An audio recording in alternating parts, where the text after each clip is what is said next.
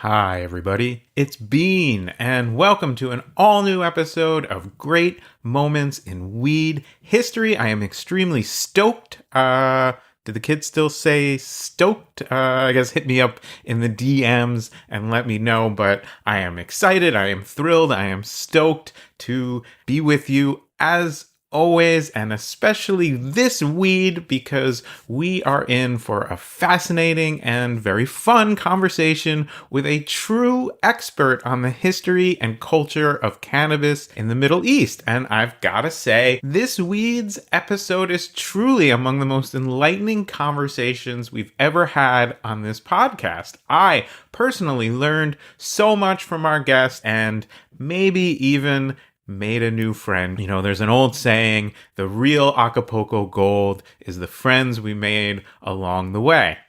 If you're looking for a companion piece to this weed's episode when you're done and you want to dive more into global cannabis and understand how this plant has been shaping culture and history around the world, I would suggest following up with our episode about an organization called the Indian Landrace Exchange, which right as we speak is extremely busy throughout India, Southeast Asia, and the entire Middle East, working to preserve the traditional cannabis strains from these regions. One of the biggest thrills of hosting this podcast is not only getting to share cannabis conversations with so many different fascinating people, and of course, getting you to listen in and learn with us and get high on history with us. It's checking the podcast download numbers and seeing that this show is reaching a truly global audience, including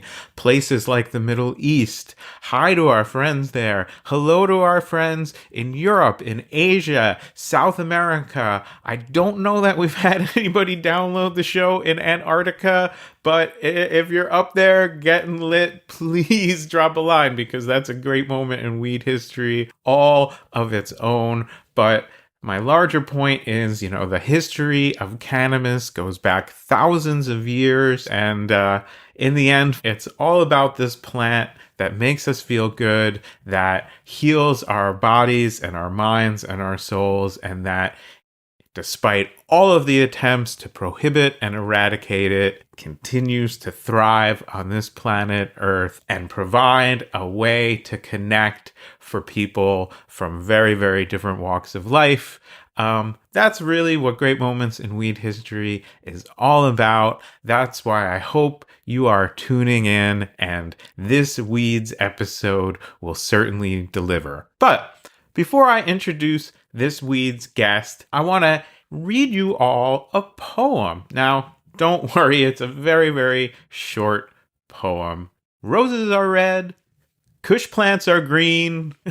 No, seriously, the verse I'd like to share was written by Basho, a Japanese poet from the 17th century. I don't know if he was lit when he wrote this poem, but you can certainly listen to our episode about the long history of cannabis in Japan and decide for yourself. But Basho's poem is very appropriate for this Weeds episode, and it goes a little something like this.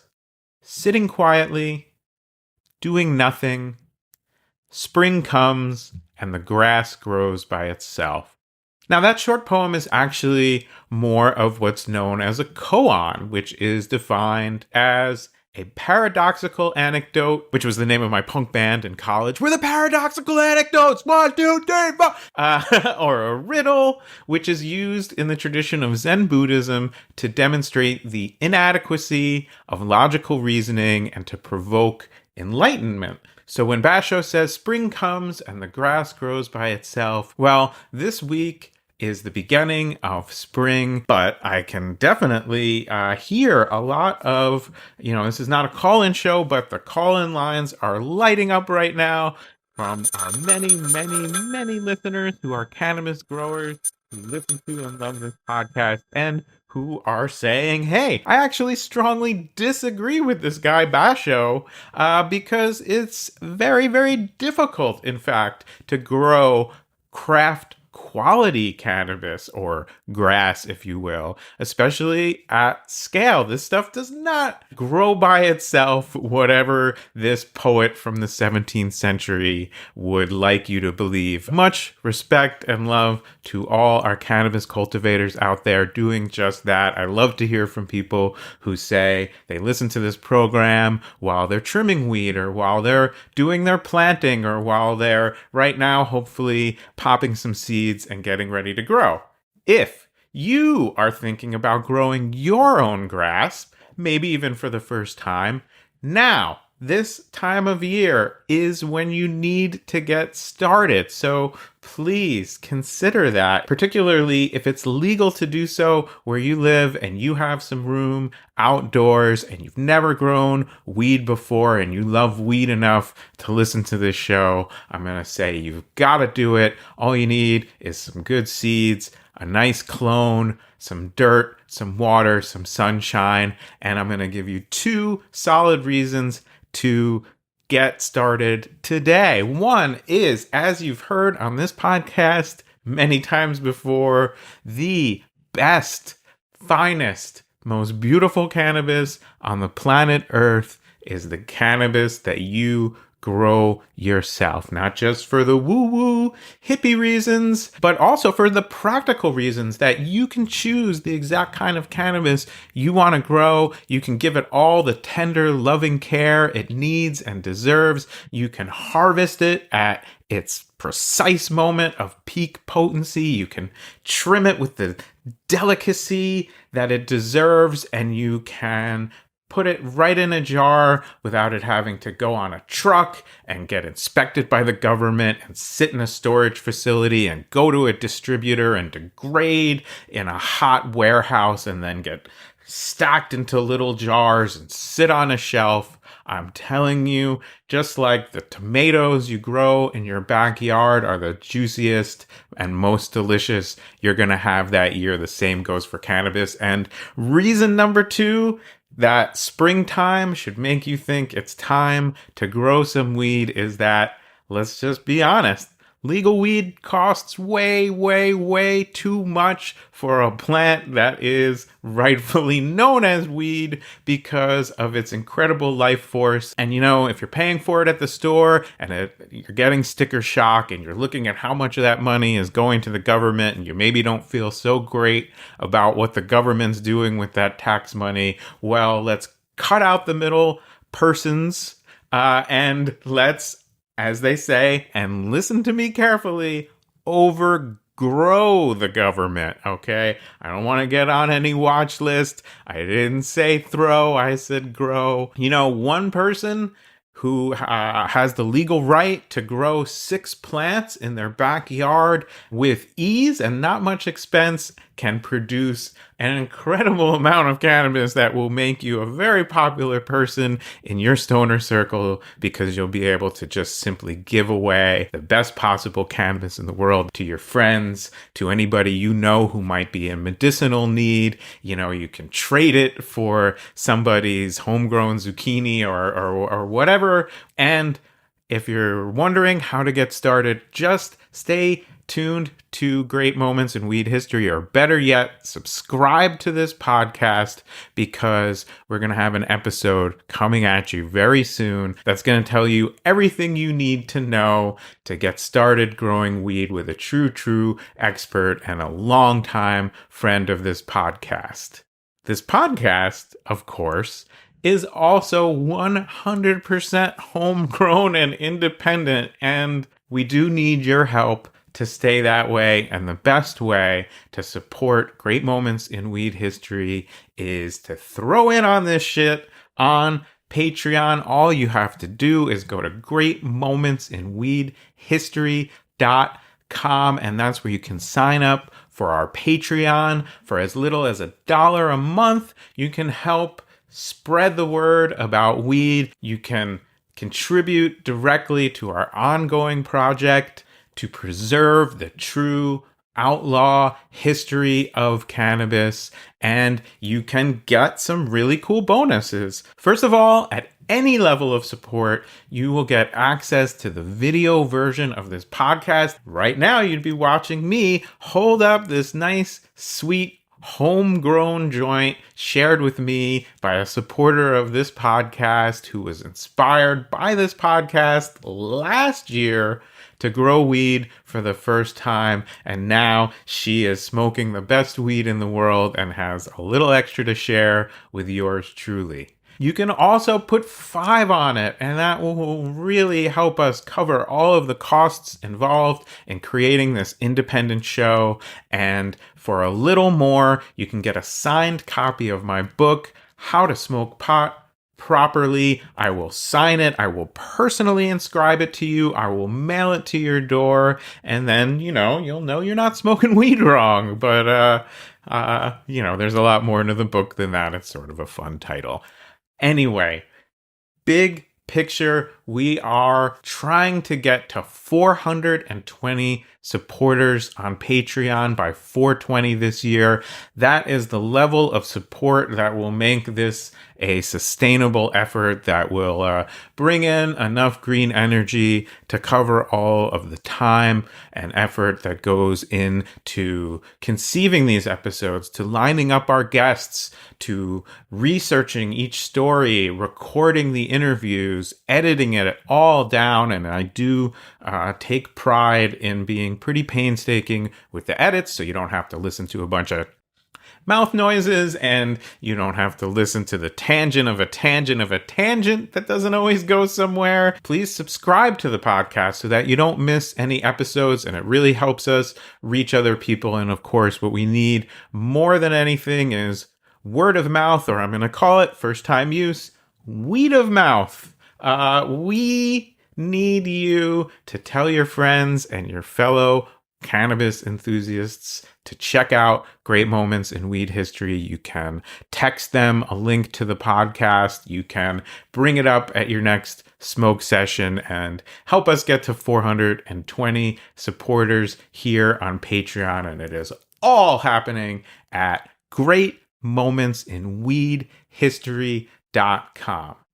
Okay, now let's get into this weeds episode with our guest, Dr. Maziar Yabi. He is the director of the Center for Persian and Iranian Studies at the University of Exeter's Institute for Islamic and Arabic Studies. I mean, that is quite a pedigree. I am just a guy with a microphone and some weed. So the disparity of who's a real historian and who just loves weed enough to try to learn all about it is pretty deep on this episode. But as I said, cannabis really bridges those divides, not just of culture and distance, but of academic credentials. And we had a really fun conversation that you're about to be a part of. Maziar is also, and this is the reason that I reached out to him, he is the author of a fascinating new book called We Smoke Flowers: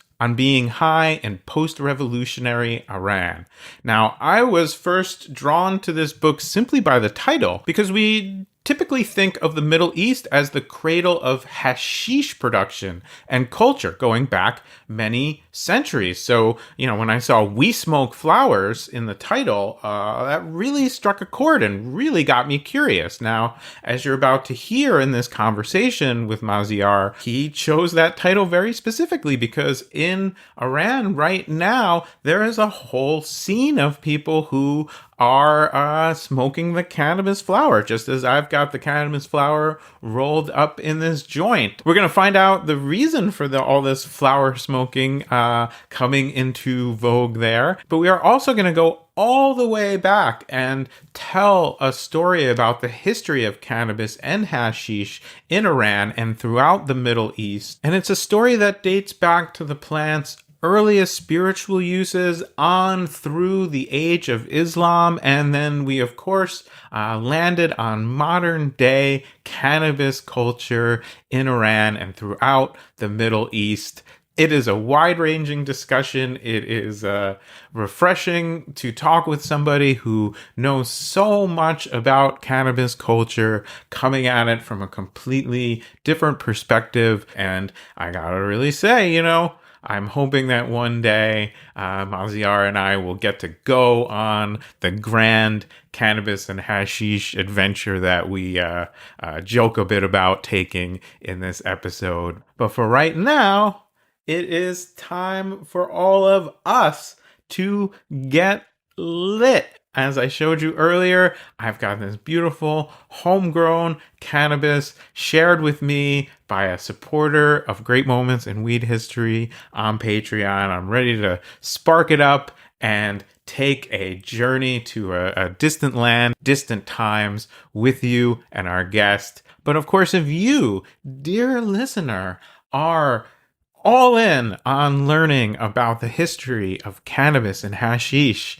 in the Middle East, and you cannot wait to meet our guest, Maziar, and you are fascinated by the idea of people smoking flowers in Iran right now the same way I'm about to do, but you don't have a joint ready to go or any other way to get lit, and you want to be on the same wavelength of everyone else listening to this program, well, no worries.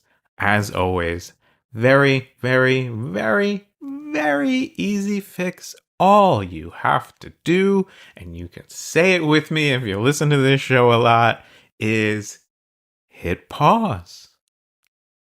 And then you can use that time at your leisure to roll a joint, or to split a blunt, or to pack a bong, or to endabulate a dab. And then when you're nicely toasted, all you gotta do is hit unpause. And I promise you that, as always, when you're ready, we'll be ready for another great moment in weed history.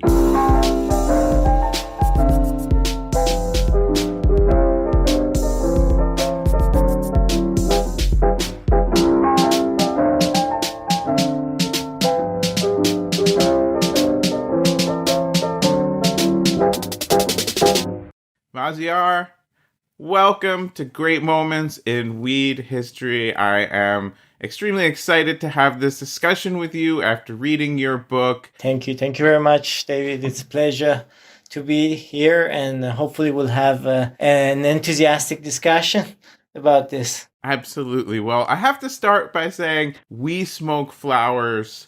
That reached out to me right away. We often think of that part of the world, Iran and the Middle East, as a hashish culture, which is certainly, I think, where this discussion will begin. Can you start by helping us understand the history of cannabis in that part of the world? Absolutely, yeah. We spoke flowers. I think you're really right, very much so. Like if you look at the history of cannabis in Iran and in sort of this Western and Central Asian region, the product that has been more consumed throughout history has been hashish. But I may surprise you in saying that going back to more ancient times, to the sort of very early sources that we have about cannabis or references to cannabis, it was the flower again and the leaves that were used in ritual practices. And in the case of Iran in particular, this goes back to the sort of pre-Islamic period, particularly in ritual uses among Zoroastrians. Zoroastrianism is a religion that dates back more than 3,000 years and has reference to the prophet Zarathustra or Zoroaster, which in Persian is Zavtusht, the one of Nietzsche. Also sprach Zarathustra. Sort of in Zoroastrian rituals, there is cannabis occupied a sort of ambivalent place. In a way, it was condemned because of its intoxicating effects, but it was also a plant that could take you to a higher ecstatic state that could put you in relation to otherworldly, or if you want, divine, angelic and divine sort of essences. We are talking about snippets of references in so very ancient sources, so of course we cannot really come up with a descriptive account of what happened or not. But it seems that, the plant, if you want, to a certain extent, unadulterated form in its actual flowery form, was already known to be used prior the sort of emergence of hashish culture, which is the reason why we know the Middle East, if you want, in terms of consumption nowadays. I think that's fascinating because that sort of contrasting view of cannabis remains with us today. The idea that there's been the harshest prohibitions against this seemingly beneficial plant, and there's always been a celebration of this plant back even to pre-Islamic times in the region. Do you know how it would be consumed, the flowers? Are we talking about edible preparations? What do we know about the use at that time? So you mean the ancient kind of ritual use? Yeah. It from the little we know, it seems that it was used in mixtures and sort of with other substances and herbs and spices, and taken for either so-called ritual uses in religious sort of performances, or according to more or less of a legend, if you want, in the most important epic poem of Persian language literature, which is the Shahnameh, the Book of the Kings. It was administrated, was given during Caesarean practices for women giving birth, which take us, of course, to many connections with today's practices of cannabis as a medicine. So yeah, this is the little we know about ancient practices, and of course, there are variants to that too. Later,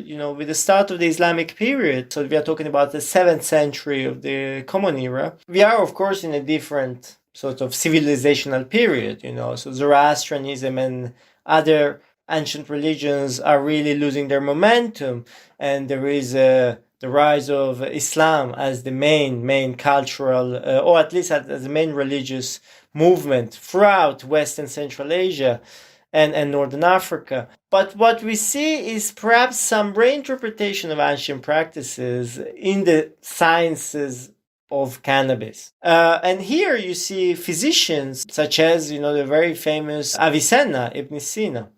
So one of the sort of founders, if you want, of medical knowledge worldwide, in his famous book, The Canon of Medicine. He refers to cannabis in the form of the herb and the flower, as well as in the form of the residue for different purposes, and often mixed with other spices and so on and so forth. And that the plant is prescribed to patients for problems from sort of, if you want, facetious problems such as aerophagy, if you have air in your stomach, to headache, to dandruff, and many other issues. It's thought about in a complex way. So where I'm talking about the sort of medical practice in cannabis use, but there is also the religious practice in cannabis use, and there's also the sort of, more mundane, if you want, that is, of course, harder to find when you look at the sources, because we don't have sources describing everyday life.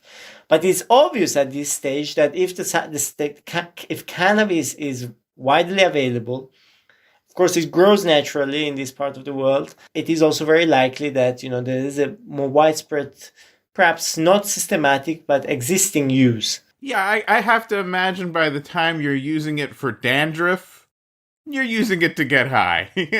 Clearly. And I think that shows a sophistication of the understanding of the medicinal uses of the plant to, say, flower preparations may be most helpful for these conditions, while concentrations or hashish-like preparations or preparations with other medicinal plants are recommended for these kinds of conditions. What were the prescribed or understood spiritual uses and practices like at the beginning of the Islamic period, and how does that change or evolve over time? We are talking about a span of time that is, centuries. So the place of cannabis changes dramatically with the Mongol invasion of Iran. It is following the 12th and 13th century that we start seeing references to common and widespread consumption of cannabis beyond medical practice and beyond, sort of ad hoc prescription for people, and it's taken up mostly by mystical groups or people pursuing heterodox forms of spiritual pursuit. And we have a number of groups, especially in Iran, that were known or were accused of or criticized for their cannabis use. We have also some very funny sources in poetry, in which cannabis is a source of satirical commentary and this kind of stuff. Generally, in historical material, the association is with mysticism. And mysticism is a very wide term that defines all those groups and individuals that pursue a form of spiritual kind of love, in a sense, that is not the orthodox scriptural understanding of Islamic knowledge and history as it's been kind of organized by jurists and lawmakers. So yeah, I mean, perhaps the sort of story/history that most of the people listening now are familiar with is that of the Hashishiyin, or the assassins. Of course, that's an apocryphal story completely made up and debunked by historians, but it has made quite a long journey up to the present. And just I'll give perhaps, if you want, a couple of descriptive notes about it, if you don't mind. The story of the assassins, or the Hashishiyin, was popularized by a French Orientalist in the early 19th century, when looking for the origin of the word assassins. And he traced the etymology, so the origin of the word, back to the Arabic word hashishin, which meant those who smoke hashish, cannabis. Hashish in Arabic means herb, the herb, like in the very generic sense. Of course, that's not true. That's that doesn't derive from that. There's no association between the violence of the assassins and the smoking of hashish. That's a sort of made up etymology for the political purpose.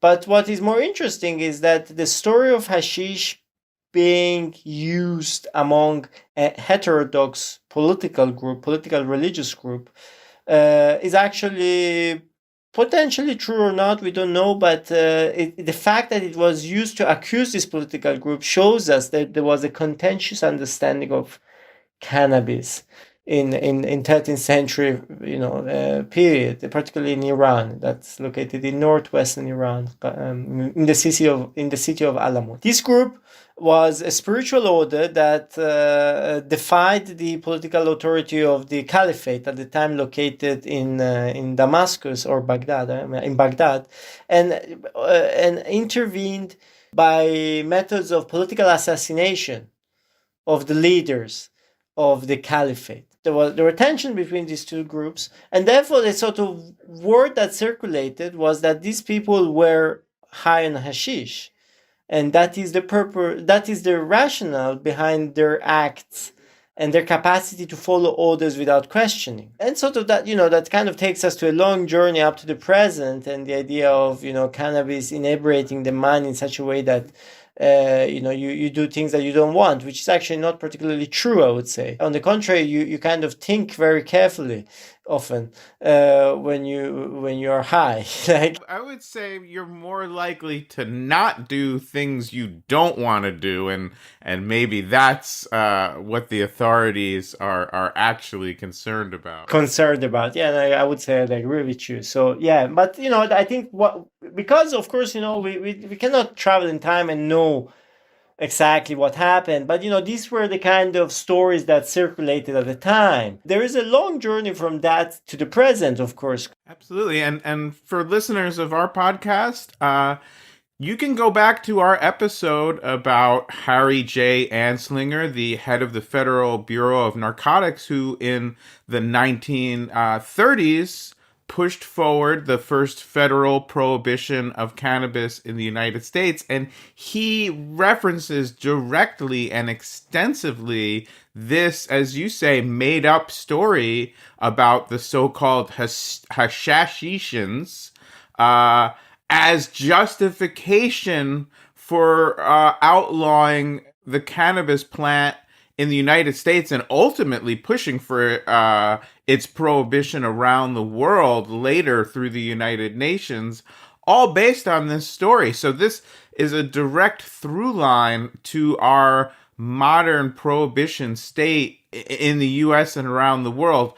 What's the first account of not just sort of a stigmatizing or these types of stories meant to disparage another culture or another sect with an actual codified prohibition of the plant or its use in that part of the world, in the Islamic world? I can give you different responses. Let me explain. Throughout the sort of early modern period, from the 13th century up to the 19th century, cannabis was a contentious substance, and different rulers undertook different decrees towards it. So we have periods of time in which cannabis was forbidden, and people who used it were punished, even very severely. It's a different story to define specific decrees against cannabis and intoxication and compare these decrees to actual prohibitions understood in the modern term, because the means of enforcement of the prohibition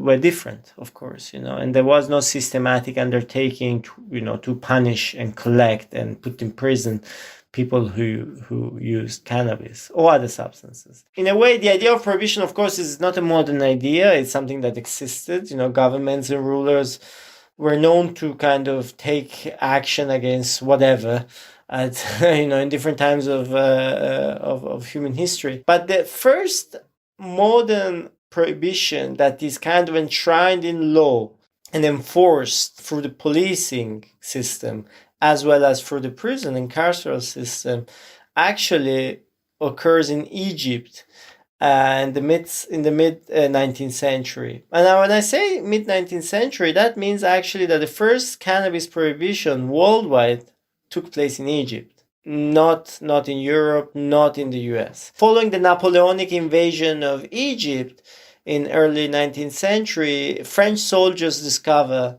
hashish. Initially, that's not a problem for the military the French military rules occupying Egypt. But then with time, they see that, of course, that kind of impinges upon discipline, upon following orders and things like that. And that starts with the prohibition of the French upon the soldiers, which later is taken up by Egyptian rulers and applied to the whole of the population.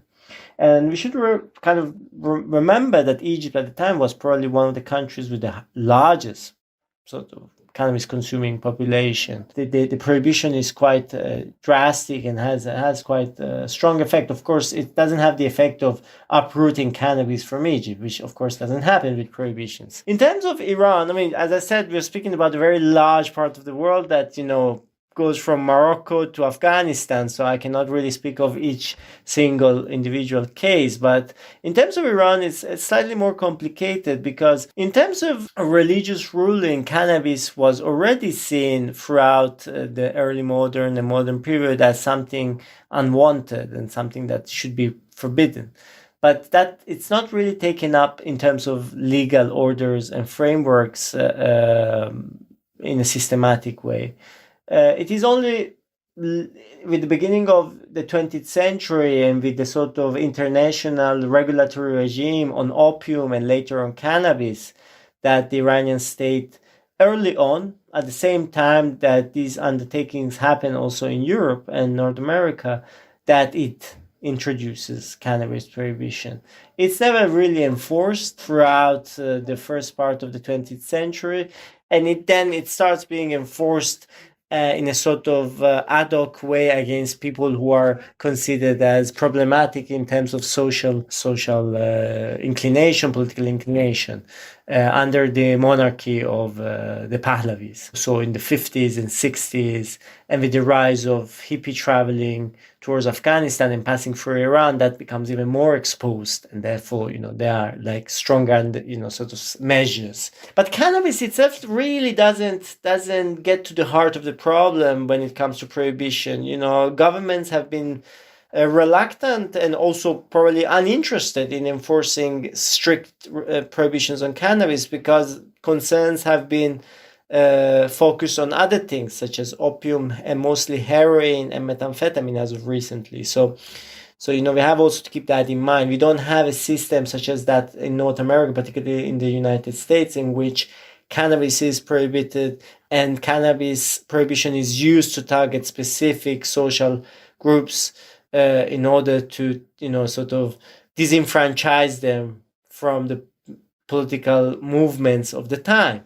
So we don't have that kind of process in Iran, at least. And of course, that is at the heart of prohibition in the United States, was as a sort of proxy war of racism and social control against groups. And of course, these prohibitions are not based in science or social reason. And I think what is a great tell of that is the two sort of charges against cannabis we've discussed so far are completely contradictory. In the Hashishin model, it's going to make you an unquestioning follower of military leaders to the point of committing political assassination to the extent that you will die in the process willingly.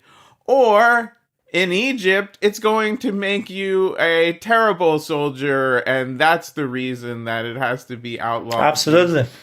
To completely, at odds charges against it, and that just sort of shows that there are always these other factors at play when we talk about it.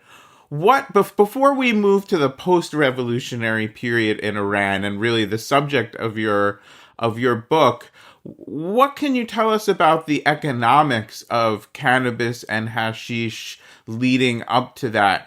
Where and how is it being grown commercially? What sort of trade routes existed to bring it to market? Was it sold alongside spices and other commercial products of the time, or was it more of an underground? So the main producers of cannabis in the past 200 years were Greece, Lebanon, of course, India, and Nepal in particular. But in the case of Iran and Afghanistan, of course, but it grows naturally in Iran as well. So we cannot really think of a specific trade of cannabis in a systematic way, or something that is sort of exported transnationally with the customer population. For instance, in the case of Iran, because people had access to it locally at any time up to recently. So if this happened like recently and still happens somehow now, people will greet each other, especially if they knew that the sort of other person had an interest in cannabis, by giving bags of sort of raw cannabis, like that grows in the garden. So you just collect it, just give it to them. And like large quantities. As someone who lives in Europe and, have seen these scenes in first person, I was shocked. It's something that in Europe would cost you perhaps thousands of euros for just giving like that. Which means, and this is happening, as recently, if not in the present, you could imagine in the past, this wasn't really a problem. So like the question of trade is slightly different. Of course, for instance, in the case of Egypt, where cannabis doesn't easily grow because of the location, geographical location, it was imported from Greece. And Greece was a very large producer of cannabis for the best part of the 20th century and before. And the same for Lebanon, which produced a lot of cannabis historically in the Bekaa Valley, and particularly even more so from the 60s onwards, when you have a pickup in international interest in cannabis. And Afghanistan, of course, where cannabis grows, of course, naturally, but also historically in the modern period in the last 100 years has been cultivated, and even more so, with international interest. International interest being, North Americans and European cannabis culture emerging, as opposed to the local cannabis culture, which was mostly unprofitable. We cannot really identify historically an economic, profitable framework for cannabis in the region for local consumers. That which is, of course, the case for cannabis in general. If cannabis wasn't marketized and was free, because it's a relatively easy plant to grow, and its yield is quite large. The fact that cannabis is profitable is mostly due to prohibition as a substance. And of course to the fact that people who live in urban areas, for instance, wouldn't have access to it because they cannot cultivate it. But for societies that were mostly rural or had access to rural land easily, the question of cannabis as a profitable commodity is nonsense. So so that's why I am sort of turning your question upside down to just give it a sense and perspective that economic trade around cannabis wasn't a big deal. And that brings us to sort of the period just prior to the revolution in Iran, where you do have travelers from the United States, North America, and Europe starting to visit increasingly what was called the hippie trail, which extended through that large region that you just described. Many couldn't help but notice the sort of non-commodification type availability of cannabis and hashish versus the hyper-capitalized, because the prohibitions were already so firmly in place in the countries they had come from, and that began to create a trade route. How did that affect the perception? We've heard that story a lot on this podcast and in the West from the perspective of those travelers. But how did it affect cannabis and hashish culture from the people in those regions who had been, having those traditional spiritual and simply cultural uses of the plant? Absolutely, no. It's an exciting way of seeing it, and of course, all travels are people going to places, but also the places kind of take possession of those who come in one way or the other. So I can respond to this in a partial way, of course, because we still have not come up with a proper systematic historical review of these experiences. But they are, we have glimpses and, some images and records of the interaction and what this interaction left in the locals. I'll speak about the case of Iran, which is the one I know best about this subject. So in the 60s, you have a large population of Iranians going abroad to study and making friends, of course, in Europe, North America, and coming back, often with them.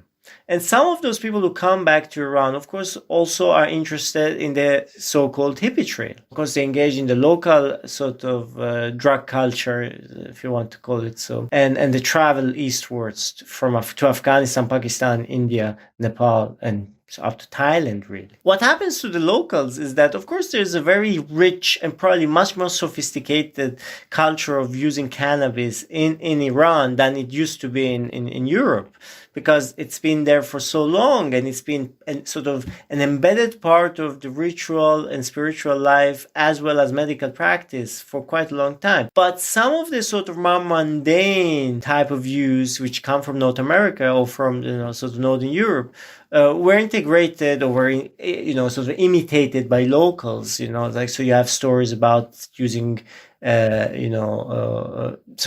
funny because, of course, most of the cannabis culture in Europe was also inspired from so-called Oriental use, but then it's reinterpreted in Europe and then taken back. So, for instance, Iranians wouldn't use bongs. Iranians would smoke it in longer pipes, or they would eat it, or they would empty a cigarette and fill it with cannabis. or mixing the tobacco with hashish, and then fill the cigarette back. Sort of this kind of ways. But the bong kind of made it back to Iran through the sort of North American connection, which took it from India, of course. There was no, and so you have this kind of stuff, this kind of micro stories about interaction. But I guess what was more telling is the fact that other drugs kind of traveled to Iran, such as LSD, sorry. LSD is the university. LSD, which of course that made it interesting. It's not part of course, your podcast topic, but in a way, it's part of a cultural milieu in which cannabis users in Iran, for instance, came to know, another substance that was connected to the cultural milieu of cannabis users. Not always, but sometimes, of course, in the West. There is also the fact that some Iranians, because of their European partners being interested in the hippie trail, went through the hippie trail. So, whereas before they would be interested mostly in traveling westward, going to Europe and North America and see how the world looked on that side, they got interested in the East. And they sort of traveled with them. Of course, the experience of that might have been very different from someone who is a neighbor, of course, to this region, but of course, a neighbor that is also quite different in terms of cultural practices and historical background. So, you have kind of these stories. It's very interesting. I mean, actually, it would be a perfect topic for oral history, set of interviews in which you see how these people kind of went through it. Yes, we will. Let's undertake that together. We'll talk after the podcast, but you and I hop in the car. I would love. That would be cool for that. And so now let's talk about when we say post-revolutionary Iran, you're referring in the title of this to the Islamic Revolution in 1979. What made you on a personal level interested in that, more current period of cannabis culture in Iran, and what do we see happening there now? Of course, there are different reasons for which I'm interested in the subject. I mean, the most, I would say, perhaps futile reason is the fact that, as you've noticed, there is very little written about cannabis histories in West Asia, North Africa, Central Asia, and this is very odd, because it's a very ancient history and very rooted in everyday cultures. So when I came to the topic of cannabis, and of course I'm someone who's been interested in cannabis and other drugs throughout my life, so of course it was a sort of natural inclination also to kind of integrate it in my more intellectual interests. And so when I decided to work on sort of history of drugs more generally, I said, well, there's a huge gap to be filled.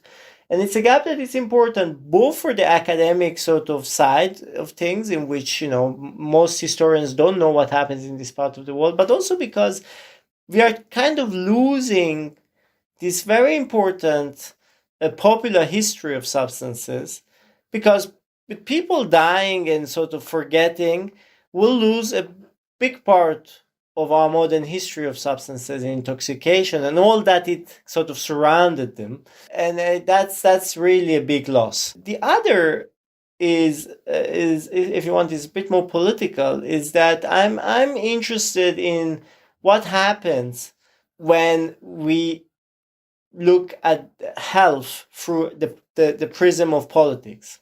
So we try to understand health in the broadest sense of the term, well-being, access to medication, but also just reclaiming a state of being that we consider healthy, others don't consider healthy. When we look at this through the prism of politics, and of course, I mean, when you're interested in such subject, the question of drugs becomes central immediately, because it's one of those cases in which, in the modern era, the reason why we live in sort of prohibitionist times is not because of some scientific, as you said, reason or some medical discovery. It's almost exclusively due to political reasoning. In the case of Iran and the post-revolutionary period, it's an extremely interesting period to study drugs in general and cannabis, because you have an Islamic revolution in 1979. That's a revolution which basically overturns the modes of living and of making politics from day to night, overnight. In a matter of a very short period of time, things change completely, and they change dramatically, both at a sort of structural level. The state changes its sort of outlook and the way it's governed, but also in the everyday occurrences of people. How do you live in the public space?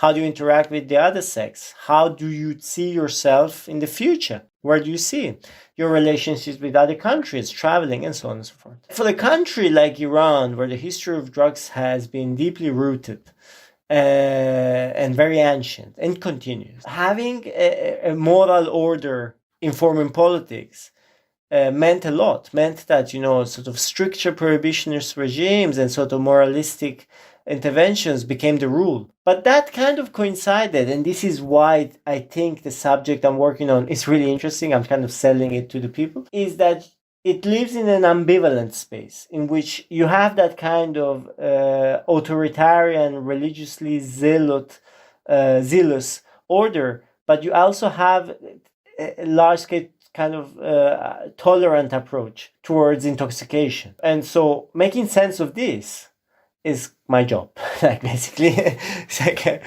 and what I come up with is that in part that chapter in which I show that of course there are different concerns with regard to public health risk in seeing drugs, but also a certain cultural acceptance of cannabis that is so widespread that it's actually impossible to intervene politically to restrict it or punish people for using cannabis. Yeah, that's fascinating, and I appreciate you bringing all of this to light with the rigor of an academic, but also somebody who, at least shall I say, has a genuine and deep interest in this subject and not looking to just sort of scrape the surface of it. Because one thing that occurs to me in tracing this history as much as we can on this show all over the world, no matter how severe the prohibition, there are always people who are going to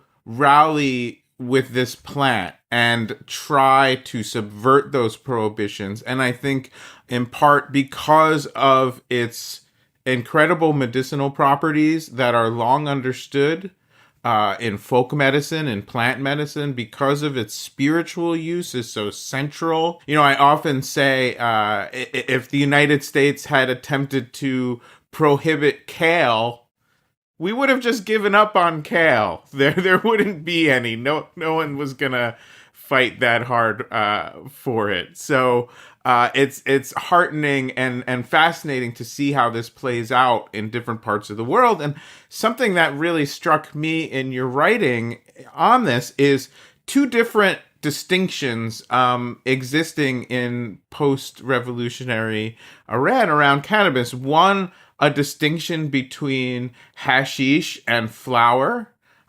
socially, and how those are, who's using them and why, and how that's viewed.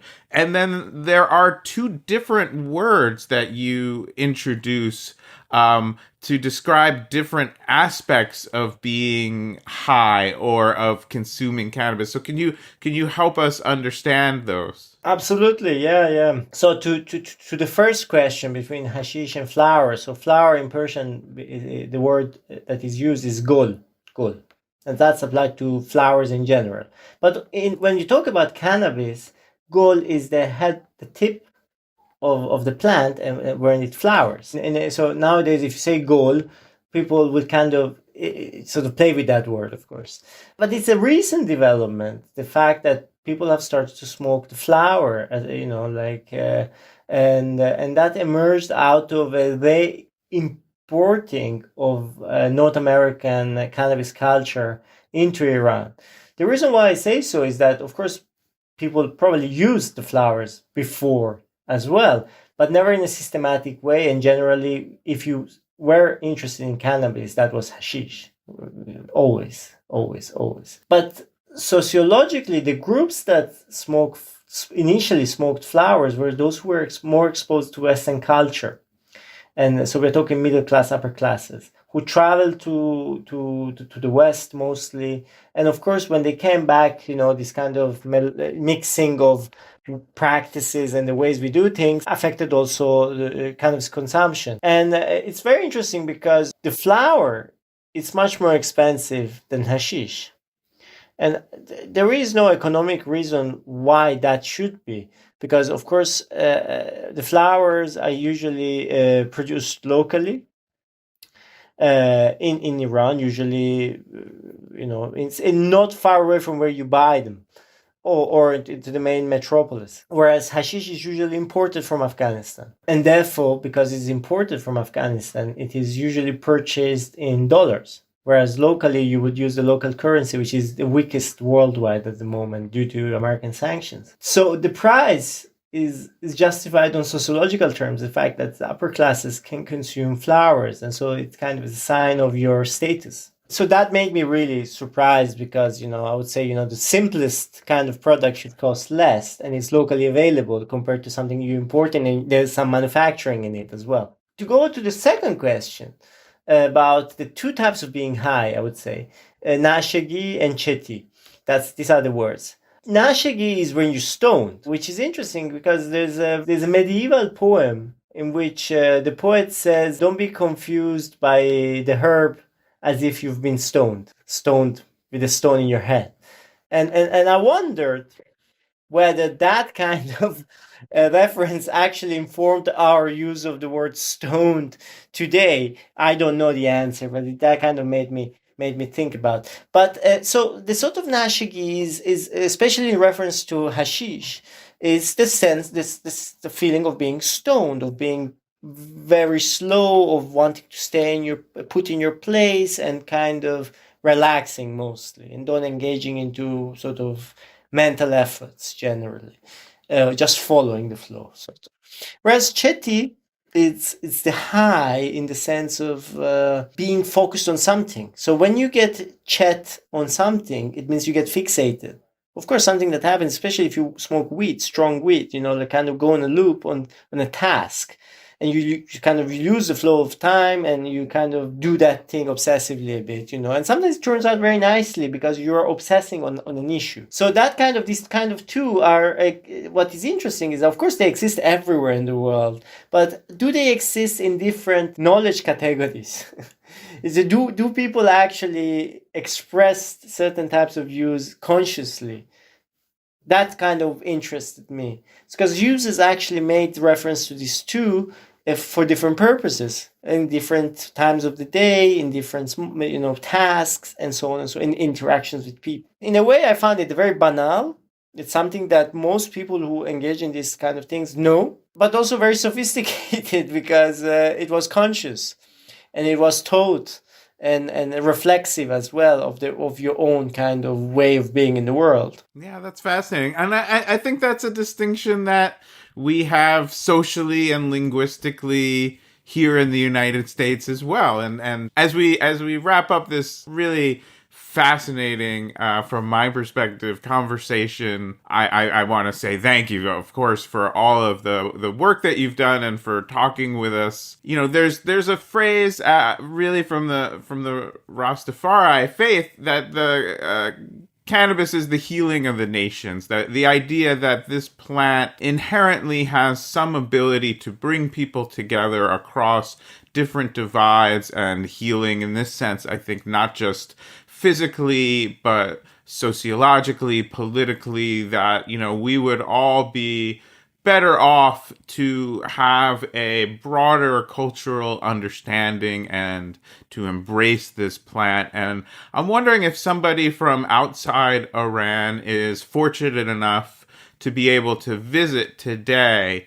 Is this cannabis culture something that would be safe to explore and experience, or is it something that really exists locally and you would be ill-advised to try to seek out cannabis? And what do we know about sort of the price and availability of cannabis in Iran today? I would be very surprised that any person who is interested in cannabis and travels to Iran comes back without having being in touch with cannabis. I mean, it's I would say it's relatively impossible. You gotta be really unlucky for that to happen. So yeah, no, it's not something underground is kind of in your face, especially if you interact with, well, not only young people really. You just have to mention it. You mention it, or they look at you and they say, "Are you smoker? A smoker? Okay, that's it." You know that there's this thing that people kind of understand just by looking. That's the kind of what we say. You just have a look, and if you and the other person are both on the same side of this issue, and then there's no need for words. As for the question of price and availability, I wonder. I mean, I expect that people who travel from Europe to Iran or the West in general go with foreign currencies, and given the state of the Iranian economy at the moment, unfortunately and tragically, you'd find it very, very affordable. I mean, prices are extremely low, and cannabis in particular, in whatever form. Hashish is really, really, really low. I mean, like, I wouldn't be able even to convert at the moment, but less than a packet of cigarettes. Like, you would get a large piece. Given the conditions at the moment and political repression that exists, these issues, one should not be superficial. I mean, smoking cannabis or any other substance could get you into trouble because it's a very easy way to accuse someone of something that legally is seen as highly problematic, not in practice but legally. And so that's why you have the nature of the law that is still very repressive, because it can be used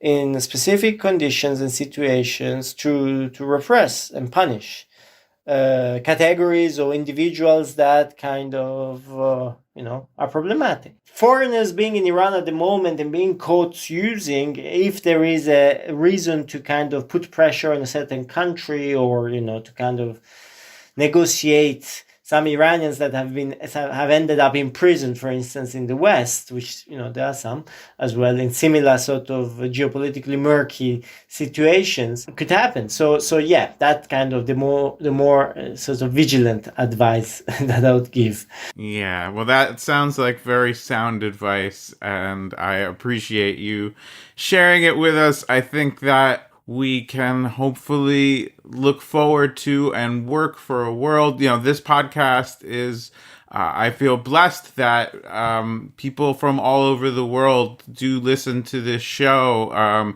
including in places where cannabis is very severely prohibited, in places such as Iran and throughout the Middle East, where cannabis culture dates back hundreds and hundreds of years, if not thousands of years. And I think we just all need to look forward to and work towards a world where the cross-cultural understanding that this plant provides us, that sense that you described, we call that JDAR, when you feel that you can look at another person like a joint is a J.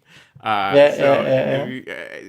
that feeling can guide us. And I think that we as a planet and as the people who live on it would be much better served to go forward based on our commonalities and not our differences. And one of those big commonalities is that people all across time and all across the world have found the value in this plant. I found great value in our conversation today. I really appreciate you coming on Great Moments in Weed History and sharing this story with us. Pleasure to talk to you.